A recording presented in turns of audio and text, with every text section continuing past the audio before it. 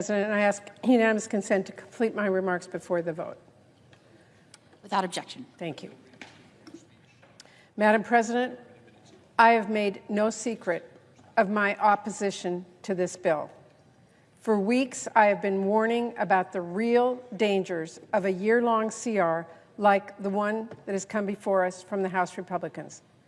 But before I talk about those dangers and why I will be voting no on cloture and on final passage, I want my colleagues to hear what I have to say, but I do hope that they've joined me in voting no. I want to talk for a moment about how we did get here, because I fear some members of Republican leadership may need a history lesson. The fact of the matter is, the only reason we are staring down a shutdown deadline halfway into this fiscal year is because the House Republicans decided to kick the can down the road with a major punt, and because they have repeatedly walked away from the table. This is just the historical record. We were all here for it. We saw what happened. Perhaps it's worth ticking through it once more, because I'll admit it can get easy to lose track of all that has happened over the last few months and just how many times House Republicans made a deal just to break it in recent years. So I want to give a refresher. It's been a while as my time as a preschool teacher, but I guess school's back in session. Because I'm not going to let anyone get away with ignoring how Republicans forced us to the edge of a shutdown today. Remember, last year, after a bruising FY24 process in which House Republicans made one ridiculous demand after the next and caused one delay after the other, as Appropriations Chair, I worked hard alongside my colleagues, including Senator Collins, who's here today, within our committee to write and pass serious bipartisan spending bills for this current fiscal year. It was no easy feat. We had less resources at our disposal to make use of, and we had even more challenges to address. But we managed to work together, Senator Collins and I and our committee members, and we cleared all of but one of our bills, overwhelmingly in committee, and many of those bills cleared on unanimous votes. Then come November, after the election, I was pushing very hard to get our funding bills done and wrapped up by the end of the year. My Democratic colleagues and even many of my Republican colleagues wanted to get that done. But Speaker Johnson and Trump chose to kick the can down the road. They chose to. Trump reportedly wanted to make sure his fingerprints were on our spending bills for this fiscal year. And the Speaker not only wanted to, of course, please Trump, he was worried about how a messy funding fight might complicate his path to becoming Speaker again. So the decision was made, and Speaker Johnson punted from December to March. Then we negotiated a bipartisan CR to fund the government through March 14th today. Along with that, we passed a disaster relief and we extended critical laws. And we reached a bipartisan, bicameral deal, and then House Republicans walked away and blew that deal up at the last minute. Why? I'll tell you. Because the richest man in the world sent a bunch of completely inaccurate tweets. And instead of saying, you know what, actually, Elon, you have no clue what you're talking about. These are programs that help my constituents. House Republicans said, let's put this guy in charge. They killed that bipartisan agreement, rolled out an altogether different bill not long thereafter, and punted on government funding. That is what happened. And that is essentially what they have been doing ever since, cheering and clapping as Trump and Elon got basic facts wrong, broke laws, blocked funding that our communities needed, dismantled entire agencies, fired veterans, shuttered our Social Security offices, and break government to enrich themselves.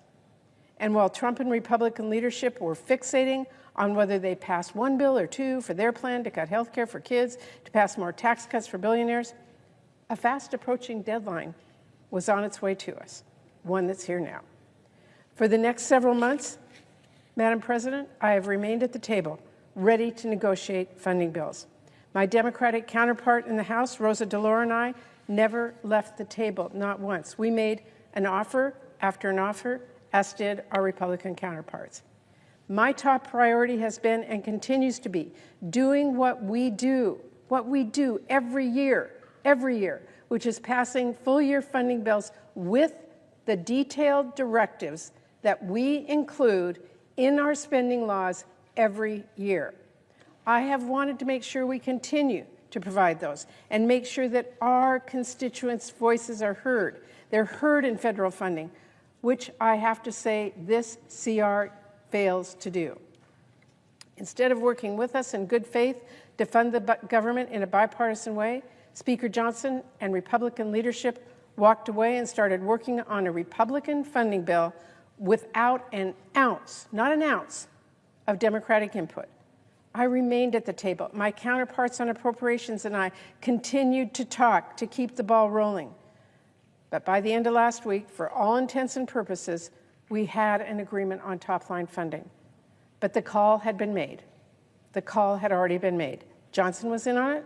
Trump was in on it. Russ Vought was in on it. And Johnson decided, instead of talking with Democrats, it would be easier to have Trump get on the phone and scream and bully House Republicans into submission. He figured if outright intimidation from Trump was enough to convince every Republican to vote for a budget resolution that will cut Medicaid for seniors and kids, then it might also be enough for them to pass a Republican CR, especially if Trump threatened dissenters with political retribution, which, of course, he did. And that is the bill they rolled out on Saturday and passed earlier this week. Now, as I have laid out in depth, the year-long CR House Republicans sent our way hands a blank check to Elon Musk and Donald Trump to decide how our constituents' taxpayer dollars get spent, all while cutting the funding working people count on each and every day. It is anything but a, quote, clean CR. What Republicans are pushing here is not a continuing resolution. In this case, CR stands for complete resignation. Because what Republicans are doing here is ceding more discretion to two billionaires to decide what does and does not get funded in their states. It is a power grab CR. But not only that, it does make serious cuts to domestic funding. It leaves our working families in the dust. We are talking about a nearly 50% cut to life-saving medical research into conditions affecting our service members. It is a giant shortfall in funding for NIH. It is a massive cut in funding for Army Corps projects and $15 billion less for our domestic priorities. Madam President, this bill will force Social Security to cut staff and close offices and make it harder for our seniors to get the benefits they spent their careers paying into the system to earn. It creates a devastating shortfall that risks tens of thousands of Americans losing their housing. So this bill causes real pain for communities across the country. And let me be clear, this bill empowers Trump and Musk to pick winners and losers. And I guarantee you they will not only go after Democrats.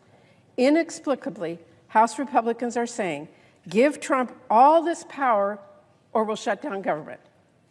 Well, let's be very clear. That is and always has been a false choice. The reality is there were other options House Republicans could have chosen, but they chose to pull out of bipartisan negotiations and send a deeply partisan bill here to the Senate today. Democrats did not have an ounce of input into writing this bill. And now House Republicans expect us to support it? That makes zero sense.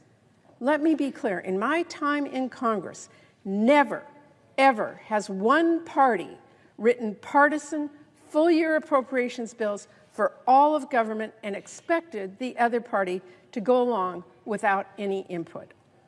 To my colleagues here who want to pass individual appropriations bills in a timely manner for next fiscal year, how are Democrats supposed to trust those who they will be in good faith, that they will be talking to us in good faith negotiations? After we did the hard work of negotiating overwhelmingly bipartisan appropriations bills last year, only for us to see this today from Republicans in the House.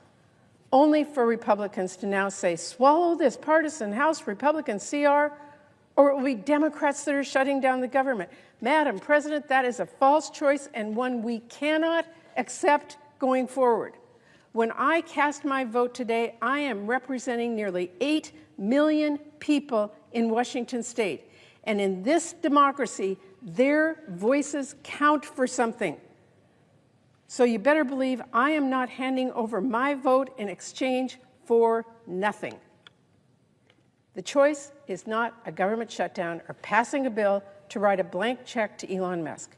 It is not, that is not how this works. On Monday, I rolled out a clean 4-week extension to prevent a shutdown and to keep government funded while giving us the time to hammer out a bipartisan agreement.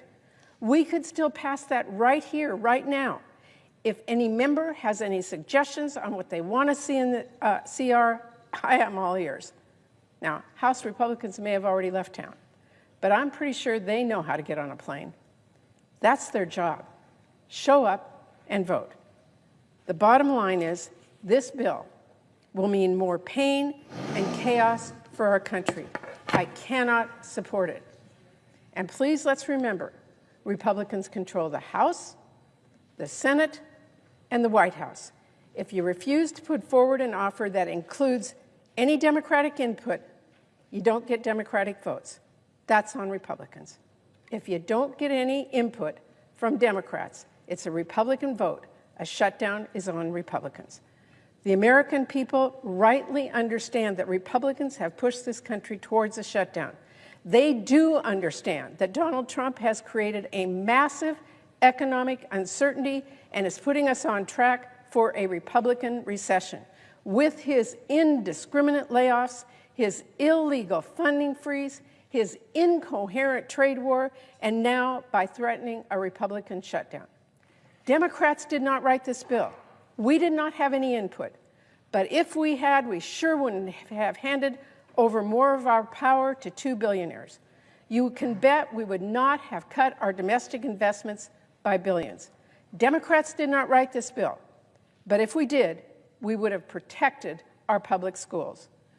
Democrats did not write this bill, but if we did, we would have put our veterans first. And you can bet we would not have prevented the District of Columbia from spending its own taxpayer dollars and be forced to lay off police and teachers. Democrats did not have any say on this bill.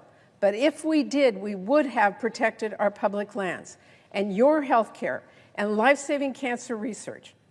So I hope my Democratic and, yes, my Republican colleagues as well will join me on voting no on this bill and swiftly passing a 4-week extension so we can hammer out a better bipartisan solution. I am voting no because my constituents should have a say in how their tax dollars are spent. I am voting no because Congress, each one of us, not Elon Musk, should decide which schools or which hospitals get funding. I'm voting no, and I hope my colleagues will join me. And before I close, Madam President, I want to say to my constituents who are frightened and scared, I understand your fears. Some days I share them. But your voice matters. Speaking out matters. You elected me to be your voice, and you better believe I will keep fighting for you. So shoulders up. Keep the faith. We stand strong, but we do not stand down. We're going to keep fighting for the America we love. Thank you, Madam President. I yield the floor.